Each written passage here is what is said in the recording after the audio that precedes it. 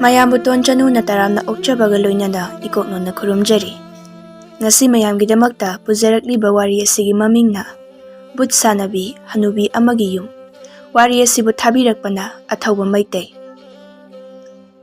ꯊꯥꯏꯅ ꯃꯃꯥꯡꯉꯩ ꯈꯨꯡꯒꯪ ꯑꯃꯗ ꯌꯨꯝꯊꯣꯡꯄꯣꯛ ꯑꯣꯏꯅ ꯇꯧꯕ ꯑꯃꯗ ꯏꯕꯣꯛ ꯅꯨꯡꯁꯤꯇꯣꯝꯕꯤ ꯀꯧꯕꯤ ꯕꯨꯠ ꯁꯥꯟꯅꯕꯤ ꯍꯅꯨꯕꯤ ꯑꯃ ꯂꯩꯔꯝꯃꯤ꯫ ꯏꯕꯣꯛ ꯅꯨꯡꯁꯤꯇꯣꯝꯕꯤ ꯑꯁꯤ ꯈꯨꯡꯒꯪ ꯑꯗꯨꯒꯤ ꯃꯤꯑꯣꯏꯁꯤꯡꯅ ꯌꯥꯝꯅ ꯀꯤꯅꯔꯝꯃꯤ꯫ ꯈꯨꯜ ꯑꯗꯨꯗ ꯅꯨꯃꯤꯗꯥꯡꯗ ꯕꯨꯠ ꯊꯥꯗꯣꯛꯂꯒ ꯃꯤ ꯍꯥꯠꯂꯤ, ꯃꯤ ꯀꯤꯍꯜꯂꯤ ꯍꯥꯏꯗꯨꯅ ꯃꯥꯒꯤ ꯌꯨꯝ ꯃꯅꯥꯛꯇ ꯐꯥꯎꯕ ꯀꯤꯕꯗꯒꯤ ꯀꯅꯥꯃꯠꯇ ꯆꯪꯅꯔꯝꯗꯦ꯫ ꯏꯕꯣꯛ ꯅꯨꯡꯁꯤꯇꯣꯝꯕꯤꯒꯤ ꯌꯨꯝꯒꯤ ꯍꯦꯛ ꯃꯅꯥꯛꯇ ꯍꯩꯅꯧ ꯄꯥꯝꯕꯤ ꯐꯖꯕ ꯑꯃꯁꯨ ꯍꯧꯏ꯫ ꯍꯩꯅꯧ ꯍꯦꯛꯄ ꯆꯪꯈꯤꯕ ꯃꯤꯁꯤꯡꯗꯨ ꯊꯣꯛꯂꯛꯀꯟꯗꯦ ꯍꯥꯏꯅꯩ꯫ ꯅꯣꯡꯃ ꯍꯅꯨꯕꯤ ꯑꯗꯨ ꯃꯥꯒꯤ ꯊꯣꯡꯒꯥꯜꯗ ꯂꯩꯕ ꯄꯨꯈ꯭ꯔꯤ ꯃꯆꯥ ꯑꯃꯗ ꯏꯁꯤꯡ ꯁꯣꯛꯂꯤꯉꯩ ꯆꯤꯡꯂꯣꯝꯗꯒꯤ ꯁꯟ 10 ꯀꯨꯟꯃꯨꯛ ꯃꯌꯨꯝ ꯀꯥꯔꯛꯏ꯫ ꯏꯕꯣꯛ ꯅꯨꯡꯁꯤꯇꯣꯝꯕꯤꯅ "ꯁꯟꯁꯤꯡꯁꯤꯕꯨ ꯏꯪꯈꯣꯜꯗ ꯂꯣꯏꯅ ꯆꯪꯂꯛꯄ ꯇꯥꯔꯤꯅꯦꯍꯦ, ꯍꯩ ꯆꯩ ꯑꯃ ꯄꯥꯏꯔꯒ ꯇꯥꯟꯗ꯭ꯔꯗꯤ ꯑꯩꯉꯣꯟꯗ ꯁꯣꯏꯗꯅ ꯋꯥꯏꯁꯤꯜꯂꯛꯄ ꯇꯥꯔꯦ ꯇꯧꯔꯤꯁꯦ, ꯍꯩꯅꯦꯍꯦ, ꯏꯍꯦ ꯋꯥꯏꯒꯦ ꯇꯧꯏꯅꯦ."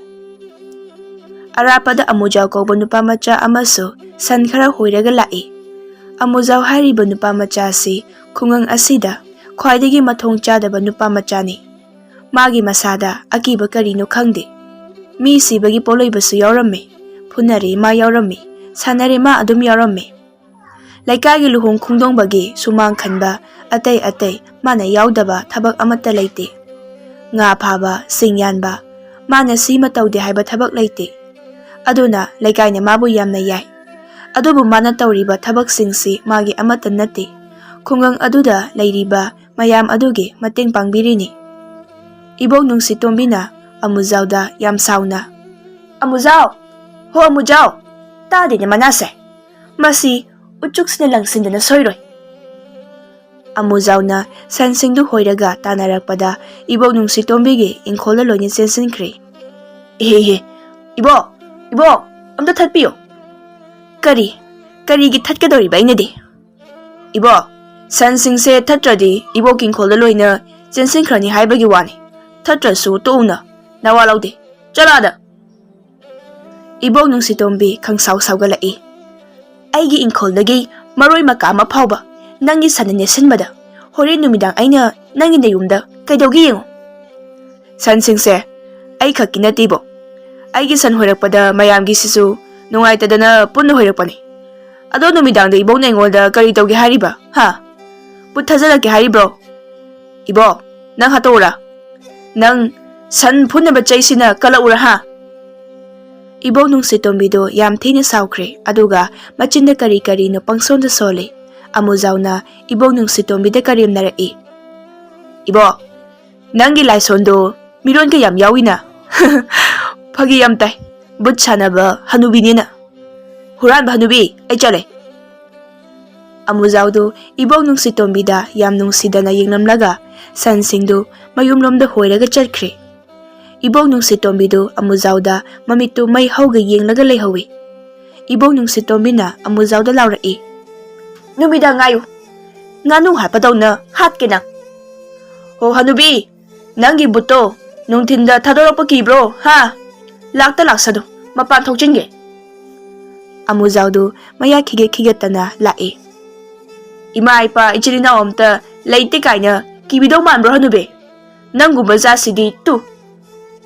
ꯑꯃꯨꯖꯥꯎꯗꯨ ꯍꯅꯨꯕꯤꯗꯨꯗ ꯃꯃꯤꯠ-ꯑꯣ ꯃꯔꯩ-ꯑꯣ ꯐꯥꯛꯆꯤꯜꯂꯤ꯫ "ꯅꯪ ꯍꯣꯔꯦꯟ ꯅꯨꯡꯉꯥꯏꯅꯤ, ꯍꯧꯗꯣꯡꯅ ꯎꯆꯤ ꯇꯥꯟꯅꯕꯗꯧꯅ ꯇꯥꯟꯅꯍꯟꯒꯦ ꯈꯪꯅꯤ." ꯏꯕꯣꯛ ꯅꯨꯡꯁꯤꯇꯣꯝꯕꯤꯗꯨ ꯃꯌꯨꯝꯗ ꯆꯪꯈꯤ꯫ ꯁꯣꯝꯗ ꯑꯃꯨꯖꯥꯎꯗꯨ ꯁꯟꯁꯤꯡꯗꯨ ꯃꯥꯒꯤ ꯃꯄꯨꯒꯤ ꯊꯣꯡꯒꯥꯟꯁꯤꯡꯗ ꯍꯣꯏꯖꯤꯜꯂꯤ꯫ "ꯑꯔꯥꯡꯕꯤ, ꯆꯪꯉꯣ. ꯁꯤ ꯀꯅꯥꯒꯤ ꯁꯟꯅꯣ ꯊꯪꯐꯝ ꯇꯥꯔꯤꯁꯤꯅ? ꯁꯟ ꯂꯣꯏꯔꯗꯤ ꯁꯟ ꯁꯦꯟꯅꯧꯅꯦ, ꯁꯟꯕꯨꯁꯥ. ꯀꯩꯁꯨ ꯈꯪꯖꯗꯕ ꯁꯥꯁꯤꯗ ꯑꯋꯥꯕ ꯇꯥꯍꯜꯂꯦ. ꯁꯪꯒꯣꯝ ꯂꯧꯔꯝꯗꯥꯏ ꯑꯗꯨꯒ ꯁꯝꯄꯣꯠ ꯈꯨꯔꯝꯗꯥꯏ ꯃꯇꯝ ꯈꯛꯇꯗ ꯁꯟ ꯅꯤꯡꯁꯤꯡꯂꯛꯄꯒꯤ ꯊꯕꯛꯇꯨꯗꯤ ꯇꯧꯔꯅꯨ ꯁꯟꯕꯨꯁꯥ. ꯁꯟꯗ ꯊꯥꯡꯅ ꯌꯥꯟꯅꯤꯅ ꯌꯥꯜꯂꯤꯕ ꯃꯤꯁꯤꯁꯨ ꯑꯉꯛꯄꯅꯤ. ꯆꯩꯃ ꯀꯔꯤꯃꯅ ꯐꯨꯕ ꯍꯥꯏꯕꯗꯨꯅ ꯑꯃꯅꯤ.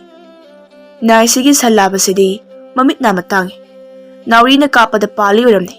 ꯇꯣ, ꯁꯟꯁꯤꯗ ꯑꯋꯥꯕꯁꯤꯡꯁꯦ ꯂꯣꯏꯅ ꯇꯥꯔꯦ. ꯁꯣꯏꯕꯅ ꯁꯟꯕꯨ ꯃꯣꯏꯅ ꯁꯣꯏꯔꯒ, ꯑꯔꯔꯇꯤꯇꯤ, ꯑꯣꯏ ꯂꯥꯕ, ꯅꯌꯨꯝꯗ ꯆꯪꯉꯣꯗꯅ ꯅꯪꯁꯣ." ꯑꯃꯨꯖꯥꯎꯅ ꯁꯟꯁꯤꯡꯗꯨ ꯌꯨꯝꯁꯤꯡꯗ ꯍꯣꯏꯖꯤꯟ ꯂꯥꯛꯄꯗ ꯑꯃꯨꯖꯥꯎꯕꯨ ꯌꯥꯝꯅ ꯂꯨꯅ ꯇꯧꯖꯕ ꯇꯣꯝꯕ ꯀꯧꯕ ꯅꯨꯄꯥ ꯑꯃꯒ ꯄꯥꯛꯄꯤ ꯀꯧꯕꯤ ꯃꯧ ꯑꯃꯒ ꯀꯩꯊꯦꯜꯗꯒꯤ ꯀꯨꯝꯂꯛꯏ꯫ ꯃꯈꯨꯠꯇ ꯑꯦꯟꯁꯥꯡ ꯅꯥꯄꯤ ꯃꯌꯥꯝ ꯑꯃꯁꯨ ꯌꯥꯜꯂꯛꯏ꯫ ꯃꯣꯏ ꯑꯅꯤꯗꯨ ꯃꯇꯩ ꯃꯅꯥꯎꯅꯤ, ꯑꯗꯨꯒ ꯃꯆꯥꯅꯨꯄꯤ ꯑꯄꯤꯛꯄꯤ ꯑꯃꯁꯨ ꯌꯥꯎꯔꯛꯏ꯫ ꯃꯆꯥꯅꯨꯄꯤꯗꯨ ꯀꯕꯣꯛ ꯈꯣꯏꯗꯨꯝ ꯑꯃꯁꯨ ꯆꯥꯔꯤ꯫ ꯃꯇꯩ ꯃꯅꯥꯎꯗꯨ ꯑꯃꯨꯖꯥꯎ ꯍꯣꯏꯒ ꯌꯨꯝꯅꯥꯛ ꯑꯃꯃꯝꯅꯤ, ꯀꯥꯟꯅꯔꯒ ꯂꯩꯔꯕꯅꯤ꯫ ꯄꯥꯛꯄꯤꯅ ꯑꯃꯨꯖꯥꯎꯗ, "ꯑꯃꯨꯖꯥꯎ, ꯅꯪ ꯍꯜꯂꯛꯑꯕ꯭ꯔꯣ?" "ꯍꯣꯏ ꯏꯇꯩꯃ." "ꯏꯇꯩꯃ, ꯀꯥꯏ ꯆꯠꯂꯨꯏꯅꯣ?" "ꯑꯥꯏ, ꯕꯦꯝꯃ, ꯅꯪꯒꯤ ꯑꯆꯥꯄꯣꯠꯇꯣ ꯈꯤꯇ ꯆꯥꯒꯦ." "ꯁꯦ, ꯇꯥꯇꯗ ꯈꯔ ꯏꯜꯂꯧꯁꯦ." ꯅꯨꯄꯤ ꯃꯆꯥ ꯄꯤꯛꯇ꯭ꯔꯨꯗꯨꯅ, "ꯇꯜꯂꯦ, ꯌꯥꯔꯣꯏ. ꯑꯩꯒꯤꯗꯤ ꯀꯕꯣꯛ ꯑꯃꯁꯨ ꯌꯥꯎꯏꯇꯣ, ꯄꯤꯖꯔꯣꯏ." ꯃꯃꯥꯅ, "ꯕꯦꯝꯃ, ꯇꯥꯇꯗ ꯈꯔ ꯄꯤꯌꯣ, ꯁꯦ, ꯃꯔꯝ ꯃꯣꯛꯄꯅꯤ."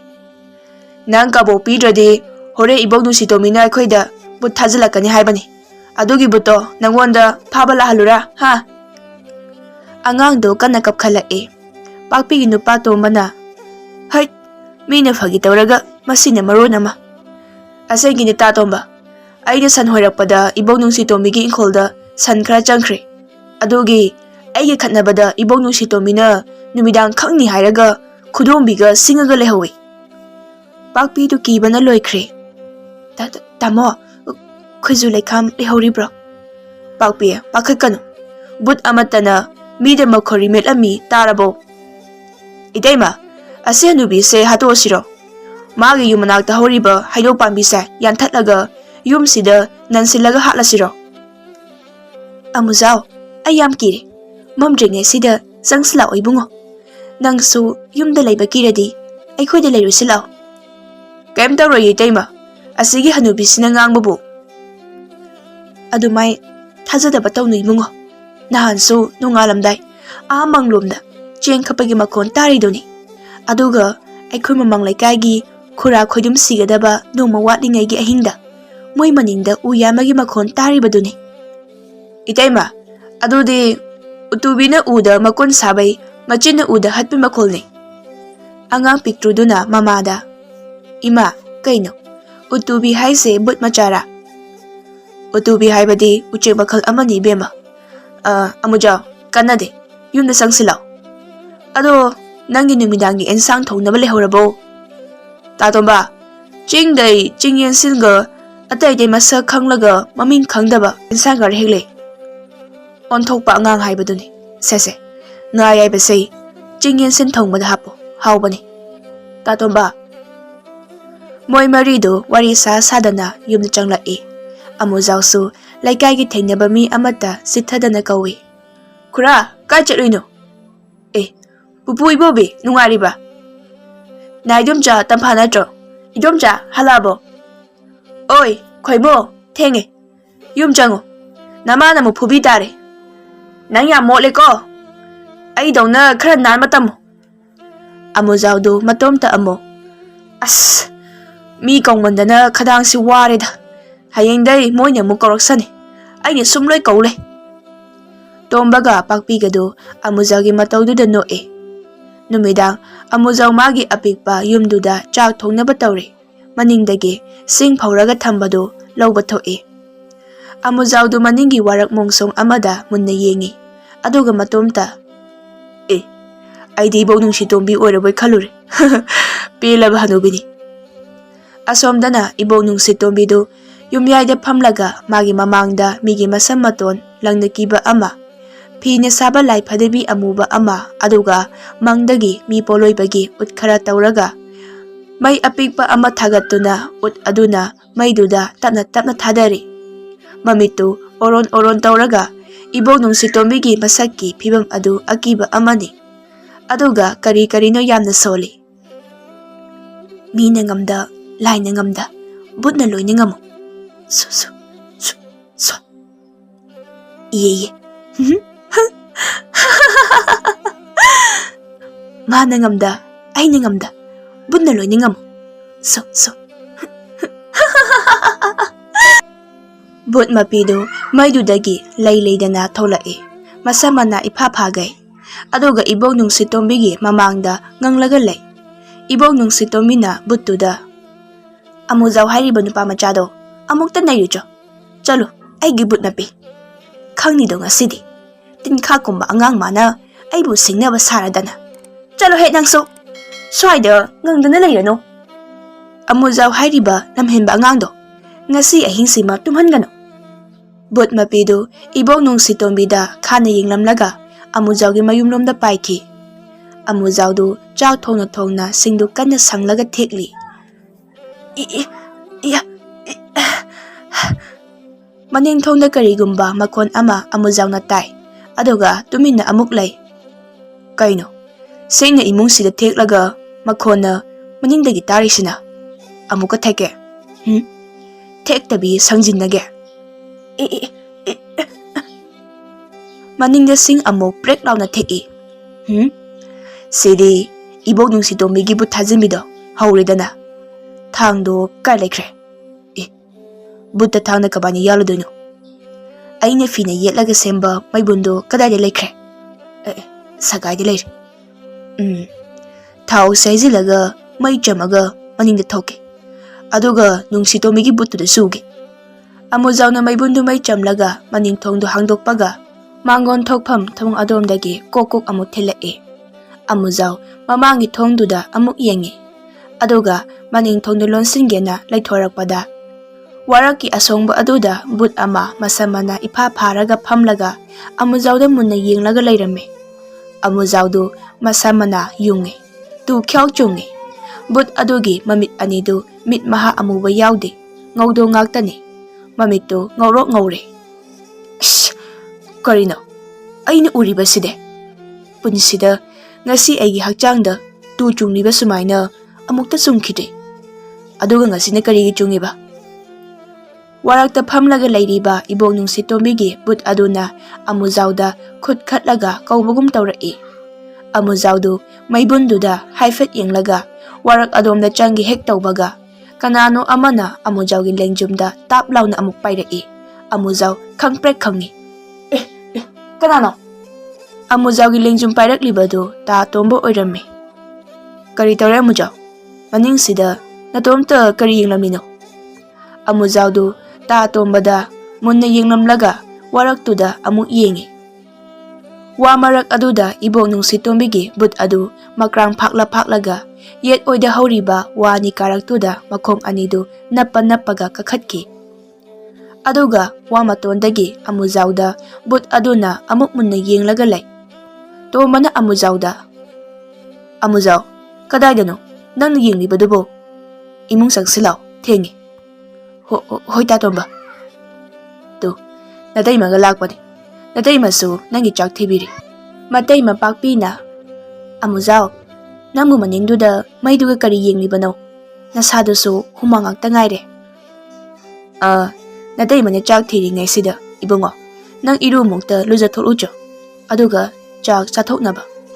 Iru jabase wakhan yangmani ibungo. Hoy tatomba. Amujaudu tarang chatpagum mapangi irujaphamda irujaba thoki. Tombadu maning thonglomda thoklaga waraktuda munna yengi. Aduga wa matonda amuk yengkhatle. Wa matonduda masamana ipha phagai wa ni karaktuda ibok nung sitombegi but adu nappaga leibadu tomanasu urame. But adu tombada munna yenglamlaga makharom hauba u amada amuk tapna chongki. Tombana maning thongdu lonsillaga. Angangi chaktu thiba loiraba pakpi. Hoy, loirabane tamo. Ado maningda noi anibu kari tawrino, kari yengino. Uro khara wa matona tongi. Amujau na lumlami chani. Aduga tamo na kari mu yengba thokliba. Urok to tongibra yengini kaino. As nonya chinanawgi thabak sidi. Amujaudu irujaba loiraga changlai. Tatomba chakse puna chaminarase. Aidi chak kaya chaningde. Naday maga chatho. Tatomba mayamga chak punna chaminadaba kuire. Ngasidi itay maga punna sase. Angang sina chaminarase haradi kok chaminarhui nangso. Hoy pare charasise. Phamo. Moy ahumdo chak punna chaminay pakpina. Amujau nang munahan kesu chakse sumaina yamna thongbro. Thongdi Itaima. Ngasido kari wakhal lakpado khangde. Chakse yam thongkhre. Aduga Itaimaga Tatomaga punasu chaminaba phangi. Tatomba. Kadaure muja. Tatomba. But sanabase aseng leibro. Lay. Aikoigi ipu ipa popodo maibani. But sanarami hai. Nong mai puna butta pakhon tharaga migi mapot khara huran haluraba male. Aduga amuk migi mapoto singdabadagi butuna amuk ipudo mokhori metlaga hatpani hai. Ipudo masadu musuk muraga siraga leirami. Tamo chakto khunang charani kongon thoe totpada khadang numinge. Amujawdu pakpida yenglaga chaktu panghokta huchele. Pakpido amujawgi matawduda yenglaga noe. Chak chaba loiraga tombana amujaw adode aikoisu amuk chatlukige. Ngai ko henangsu. Amujaw nana tomta sida leiba nungaitradi aikoida leiroi sidana. Itaima imaga ipaga na leiramba mafamnina ayumse thadokpa nungaiti. Aikoi maga akoi paga dusu matang othok chadana sikhidai.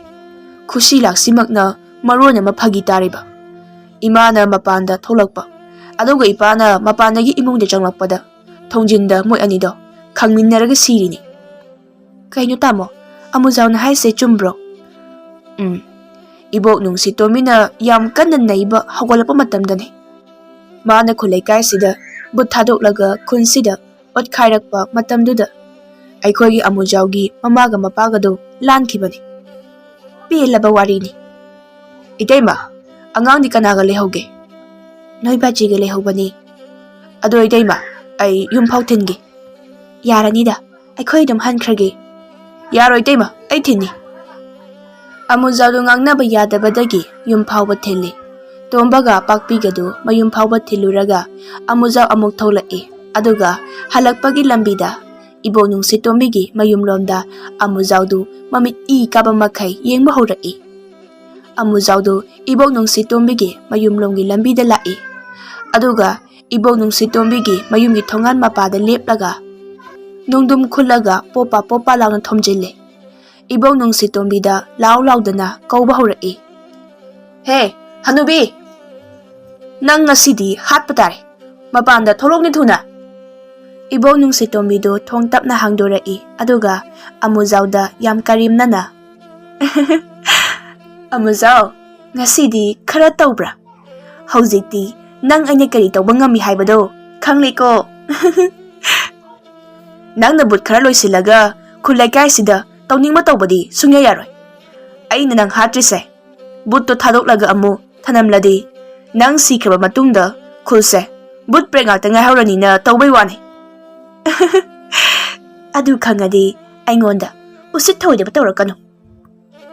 Ibo nungsi tombigi maningda buttu sulepaga amujawda munna yengle. Amujawna hanubi hingchabi manba but khara loisilaga khulasida afawring sabakati yaroi. But maki saktane. Buttu amujawna hingchabi male harakpaduda mai haukhai saurai.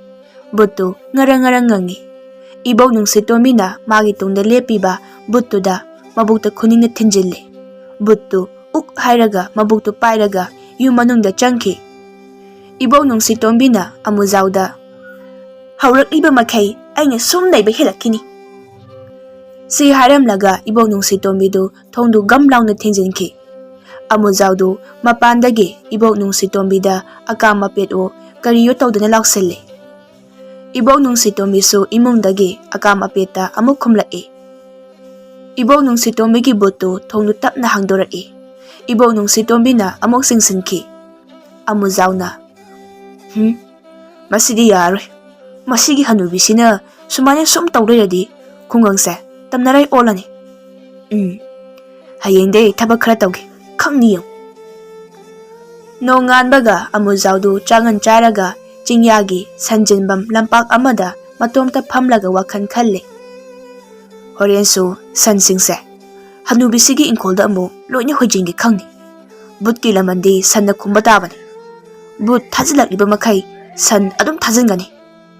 Amujawdu numidang wairam ꯁꯟꯁꯤꯡꯗꯨ ꯆꯤꯡꯂꯣꯝꯗꯒꯤ ꯍꯣꯏꯔꯒ ꯄꯨꯔꯛꯏ ꯑꯗꯨꯒ ꯏꯕꯣꯛ ꯅꯨꯡꯁꯤꯇꯣꯝꯕꯤꯒꯤ ꯏꯪꯈꯣꯜꯗ ꯂꯣꯏꯅ ꯍꯣꯏꯖꯤꯜꯂꯒ ꯊꯅꯝꯃꯤ ꯑꯗꯨꯒ ꯑꯃꯨꯖꯥꯎꯗꯨ ꯃꯌꯨꯝꯗ ꯍꯜꯂꯛꯏ꯫ ꯏꯕꯣꯛ ꯅꯨꯡꯁꯤꯇꯣꯝꯕꯤꯗꯨ ꯁꯟꯁꯤꯡꯗꯨ ꯂꯥꯎ ꯂꯥꯎꯗꯅ ꯏꯪꯈꯣꯜ ꯃꯅꯨꯡꯗ ꯀꯣꯏꯇꯥꯟ ꯇꯥꯟꯅꯩ꯫ ꯑꯁꯨꯛ ꯌꯥꯝ ꯎꯁꯤꯠꯇꯕ ꯑꯃꯨꯖꯥꯎ ꯍꯥꯏꯕ ꯑꯉꯥꯡꯁꯦ ꯉꯁꯤꯁꯨ ꯈꯪꯅꯤ ꯌꯦꯡꯉꯨ꯫ ꯉꯁꯤ ꯑꯃꯨꯛ ꯑꯃꯨꯖꯥꯎꯒꯤ ꯌꯨꯝꯗ ꯕꯨꯠ ꯃꯄꯤꯗꯨ ꯑꯃꯨꯛ ꯊꯥꯖꯤꯜꯂꯛꯏ꯫ ꯑꯃꯨꯖꯥꯎꯅ ꯋꯥꯔꯛꯇ ꯃꯩ ꯊꯥꯕꯗꯒꯤ ꯕꯨꯠꯇꯨ ꯋꯥꯔꯛꯇ ꯊꯣꯛꯄ ꯉꯝꯂꯝꯗꯦ꯫ ꯊꯣꯡꯒꯥꯜꯂꯣꯝꯗꯒꯤ ꯑꯣꯏꯅ ꯇꯝꯅꯕ ꯍꯧꯔꯛꯂꯝꯃꯤ꯫ ꯅꯣꯡꯉꯥꯟꯕꯒ ꯑꯃꯨꯛ ꯑꯃꯨꯖꯥꯎꯅ ꯁꯟꯁꯤꯡꯗꯨ ꯏꯕꯣꯛ ꯅꯨꯡꯁꯤꯇꯣꯝꯕꯤꯒꯤ ꯏꯪꯈꯣꯜꯗ ꯂꯣꯏꯅ ꯊꯥꯖꯤꯜꯂꯝꯃꯤ꯫ ꯅꯨꯃꯤꯗꯥꯡꯗꯨ ꯑꯃꯨꯛ ꯏꯕꯣꯛ ꯅꯨꯡꯁꯤꯇꯣꯝꯕꯤꯅ ꯑꯃꯨꯖꯥꯎꯒꯤ ꯌꯨꯝꯗ ꯕꯨꯠ ꯊꯥꯖꯤꯜꯂꯛꯏ꯫ ꯉꯁꯤꯁꯨ ꯑꯃꯨꯛ ꯑꯃꯨꯖꯥꯎꯅ ꯋꯥꯔꯛꯇ ꯃꯩ ꯊꯥꯔꯝꯂꯒ ꯊꯣꯡꯒꯥꯟꯗꯁꯨ ꯑꯃꯨꯛ ꯃꯩꯖꯥꯎ ꯑꯃ ꯊꯥꯒꯠꯂꯛꯄꯗꯒꯤ ꯕꯨꯠꯇꯨ ꯑꯃꯨꯖꯥꯎꯗ ꯇꯝꯅꯐꯝ ꯈꯪꯂꯝꯗꯦ꯫ ꯕꯨꯠ ꯃꯄꯤꯗꯨ ꯏꯕꯣꯛ ꯅꯨꯡꯁꯤꯇꯣꯝꯕꯤꯒꯤ ꯃꯅꯥꯛꯇ ꯍꯜꯂꯒ ꯇꯨꯃꯤꯟꯅ ꯐꯝꯂꯒ ꯂꯩꯔꯤ꯫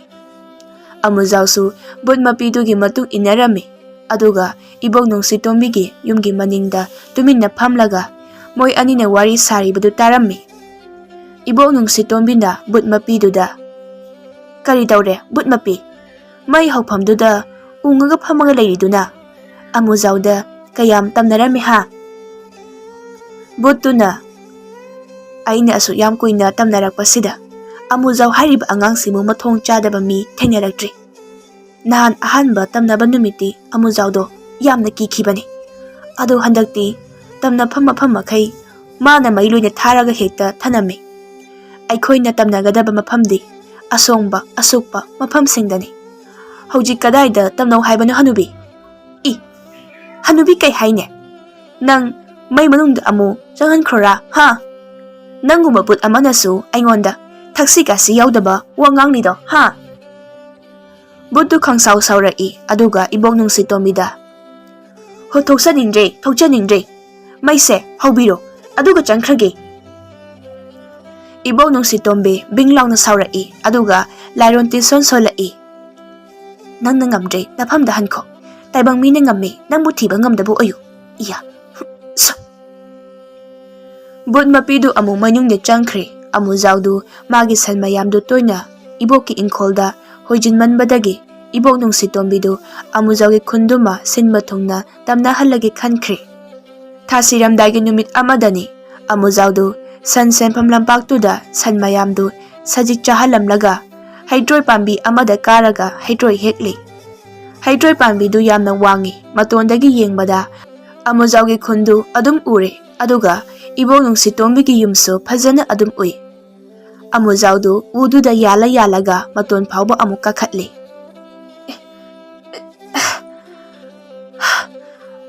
"ꯍꯩꯇ꯭ꯔꯣꯏ ꯃꯁꯥꯁꯦ ꯌꯥꯝꯅ ꯈꯤꯛꯏ ꯍꯥꯏꯕ꯭ꯔꯥ ꯀꯩꯅꯣꯝ ꯇꯧꯕꯅꯤ꯫ ꯃꯁꯥꯁꯦ ꯇꯦꯛꯑ ꯇꯥꯔꯗꯤ ꯑꯩ ꯂꯥꯟꯗꯣꯏꯅꯤ꯫ ꯑꯗꯨꯁꯨ ꯃꯈꯥꯒꯤ ꯎꯆꯨꯛꯁꯤꯗ ꯊꯕꯥꯛꯁꯦ ꯌꯨꯡꯉꯒ ꯐꯥꯎꯗꯣꯛꯑꯒ ꯑꯣꯏꯃ ꯑꯦ ꯁꯤꯗꯤ ꯕꯨꯠ ꯁꯥꯟꯅꯕꯤ ꯍꯅꯨꯕꯤꯒꯤ ꯌꯨꯝꯗꯨꯁꯨ ꯎꯔꯦꯅꯦ꯫ ꯍꯣꯔꯦꯟꯁꯨ ꯁꯟꯁꯤꯡꯁꯦ ꯂꯣꯏꯅ ꯊꯥꯖꯤꯜꯂꯒ ꯅꯩꯈꯥꯏꯒꯦ꯫ ꯑꯩꯅ ꯂꯝ ꯍꯦꯟꯕꯒ ꯃꯥꯅ ꯂꯝ ꯍꯦꯟꯕꯒ ꯀꯅꯥꯅ ꯉꯝꯒꯤ ꯌꯦꯡꯅꯕ ꯇꯥꯕꯅꯤ꯫ ꯃꯁꯤ ꯍꯅꯨꯕꯤꯁꯦ ꯇꯞ ꯇꯥꯈꯩ ꯁꯥꯎꯍꯜꯂꯒ ꯃꯥꯒꯤ ꯕꯨꯠꯅ ꯃꯈꯣꯔꯤ ꯃꯦꯠꯂꯒ ꯍꯥꯠꯇꯣꯛꯍꯟꯁꯤꯔꯅꯦ꯫ ꯃꯥꯒꯤ ꯕꯨꯠꯇꯨꯗ ꯄꯣꯠ ꯍꯨꯔꯥꯟꯍꯜꯂꯒ ꯑꯗꯨꯁꯨ ꯁꯤꯡꯕ ꯉꯝꯂꯣꯏꯗꯕ ꯄꯣꯠ ꯍꯨꯔꯥꯟꯍꯜꯂꯒ ꯑꯗꯨꯗꯤ ꯑꯁꯤ ꯍꯅꯨꯕꯤꯁꯤꯅ ꯁꯤꯡꯕ ꯉꯝꯂꯣꯏꯗꯕ ꯄꯣꯠꯁꯤ ꯀꯔꯤꯅꯣ?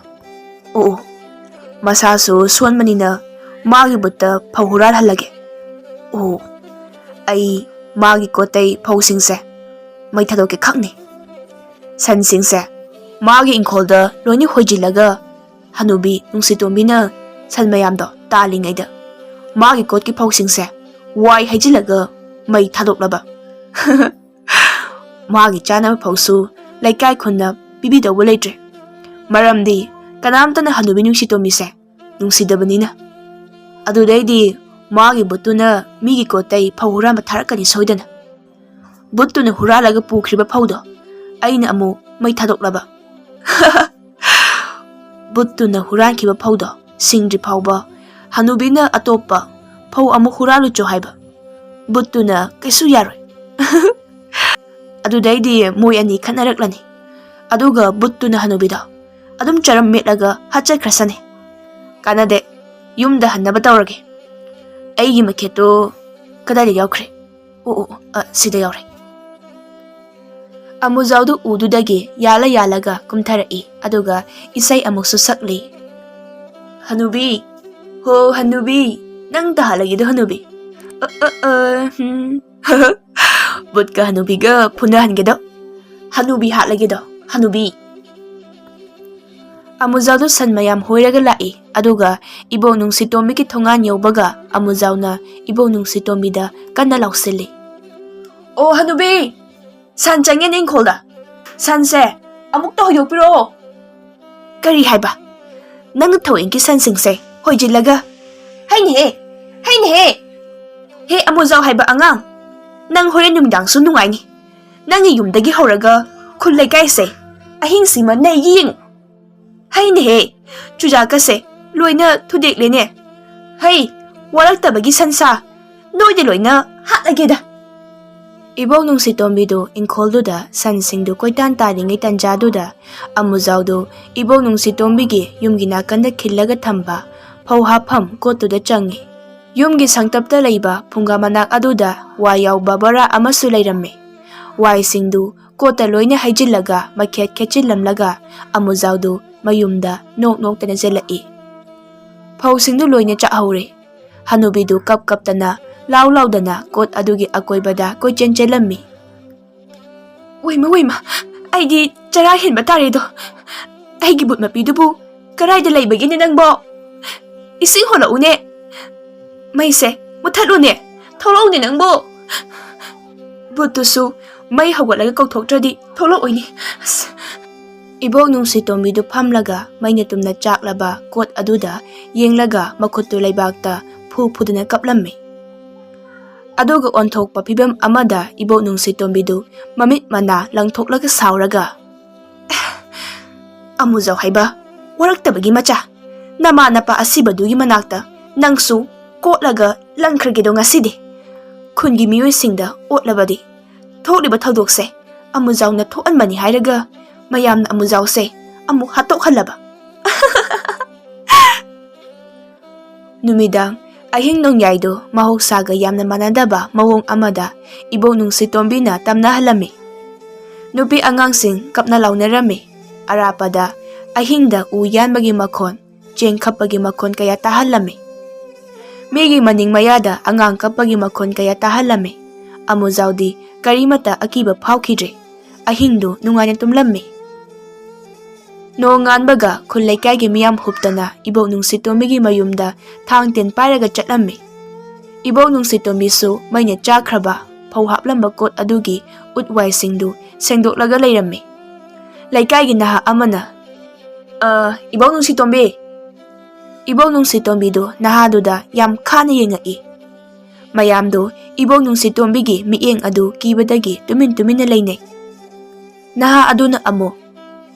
Kaujariba sibu tabibro Hanubi. Haujikin naha asisu mathong kaya chadaba nupani. Ibo nung sitombina yamna sauna. Usitribra nangido. Ngarang numidangi kumhaydo. Usittabadagi thoalibani. Kaurabra nang so. Adu yoradi nawalaw dida. Ibo, nang kayamna sathibano ha? Kari maramgino. Nang nangarang kulay kay sida tawribado ha? Angang nupi amata tumnahandri.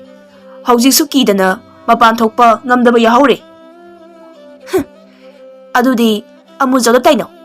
Amujawna aigi phau hapa kotse phau yawna may loida thadoklambagi aini tawgen tawribani. Aigi phau singu noi mayamna. Karigi singdoiba? Ibong na amujawda arama thabak ama soidana tawramgani. Angangdo yam phabani. Hanubi nangna amujawgi mama mapaso hatokhrabagumani. He, taningde. Karigumba aigi phau singdaba taraba aine karimuk tawraki yeng. Ibo nung sitombigi mawong aduda laikaygi ahalsingna nahadu chingaga pukre. Nahadu na ibo nung sitombida laurame. He, Hanubi, nang sigidaba matam kuidrabani. Ibo nung sitombido naha aduda munna yenglaga. Ngasidi nangi yumdagi hana hauba tare do. Ngasaygi miyam huptuna laklibasing adugi marakta amujawsu mamay mamitu phina khumjillaga yauramle. Amujawna haujik khangle madudi ibo nung sitombina haujik tawrakadoribasi atay karisu nate. Magi cheng phau piyu singu yadrabanina migi imungda but mapidu thazillaga cheng phau huran hanba asini. Ibong Nungsitombina numidangdu but mapidu lauthoklaga ngasagi sathiba nupa adugi manakta phau huranba chatnaba yathang pirammi. Kadadano ne? Nangna yenglibado but mapi. Aine ngasaidagi nganglise. Nang tadabra ha? Nang mayhumsin namituda chura ha? But mapiduna Ibong Nungsitombida sauna yengi aduga yam tanna. Nangi pol hural hannaba butlo aise. Nahansu migi suja hural halaga aduga aingondasu pijadaba. Hai budu. Nang maitan chapnaba segapsina namituda thillura ha? But na chujak chaba ukraba nang. A ipu maiba kangdrumgi but matay manawdo. Chujak chaba ukrabra ha? Sa insang chujakti taibang miyoy ba aikoy na chagadabani. Ay na hujik haigidoise munataw. Aikoy gi kungi awang lomda. He, nang sinisango. Pauhuran pamyumdo, sida yiklagatake. Buto Ibong Nungsitombigi manakta pamme, aduga Ibong Nungsitombina na laibagta maitana yiklaga takliba mapam adu munna yengi. Sigi sidagi nang na angamba paulo niya huralakadabani. Haujik chatlo yare. Ado, karigumba ay na hurandoy ba pause. Nang na singdrabadi, ay di makata na hurama chatloy. Ay koy di aranba, minamathabag tawba yade kang libado ni. He, munataw. Sige pause, huralaga amuk, atopa amadagi amusu, pauhurando ni nang na. Aduga, ahan mo huralak pa imungduda amuk paudo singdo ni. Sumayna amadagi huralaga amada muksing, tawdana matam karadi laydo ni aise. Karigumba singdraba, hanubi, nang ay na kadawgi yengo. But mapido pauhurama chakre, ayu angan bada, ngarangi, nupadugi. Mayumdagi pauhuran krena laikay sara salamme. But na huralak pa pausingdu amuzaw na among may tadok lamme. Pau may taribado amuzaw na ni Haina Ibong Nungsitomi na kanglabaso, but adudi, migi pausingdriba pauba Ibong Nungsitomi na haiba amata yaramde. But mapido Ibong Nungsitomi na haiba yadabadagi, among mangan kinaba may hauraga, kausinaba tawrabaso, but adu, sawbay heman kiduna. Ibong Nungsitombigi laison mada, sisinaba, potsay langkayba, mangan tahan bahaurai. But sana bada, sisinagadaba, mapot machay, utway, lai padabi, arayba makay, tugayduna, mang taahalame. Aduga Ibong Nungsitomido, but aduna, makori charam metlaga, amok hayrai. Patabi hanubi, nang dahat lagi. Migi maran lauradi, amok sing batamo. Huralaga ta chaga ni kalabadi, apaba wakan kalakloy.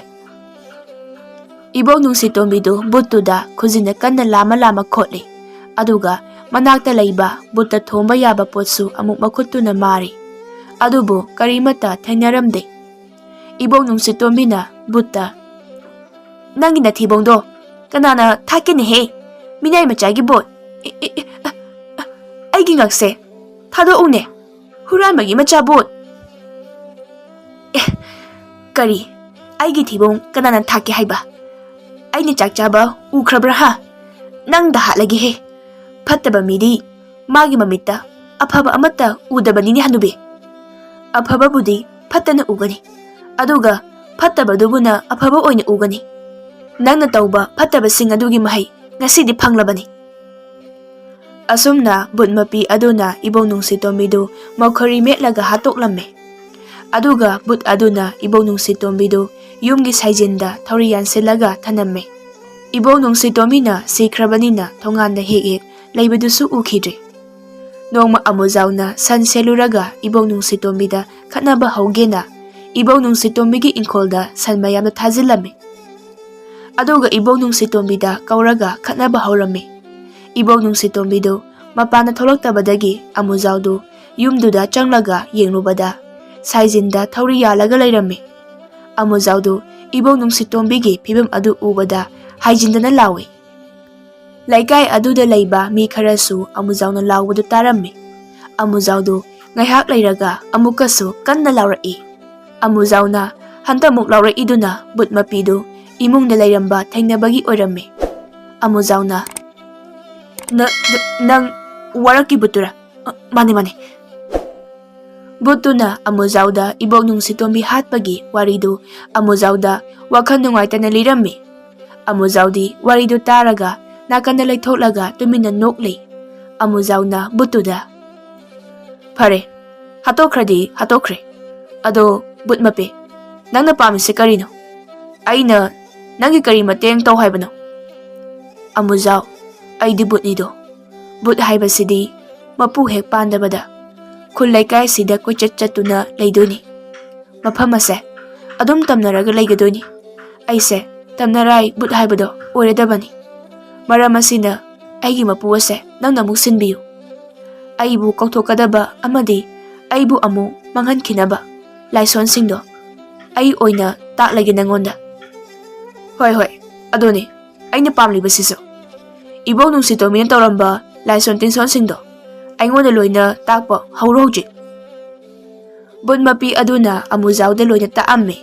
But adusu amuzaugi oiramme. Ibong nung sitombigi hakchang adusu laikai miyamna mga mathaw pangthoktuna loisinbirammi. Asum tauna amuzauna amo ibog nung sitombigi mahut sinduna aphaba amayba ama oiduna khulaikaidu chawkhatpa lausing leiba miyoi kaya sengbatuna amuzau maiba haina maming chatlamme. Amuzaugi manakta atopa khulsingdagi laitin yingba kaya laknaramme. Madudagi phanglakpa sensing aduna laikai khulgi mateng kaya panglamme. Amuzauna khangdabasing but mapi aduna makhata na takpi tambiduna amuzaugi khun adu nungai na pankirame.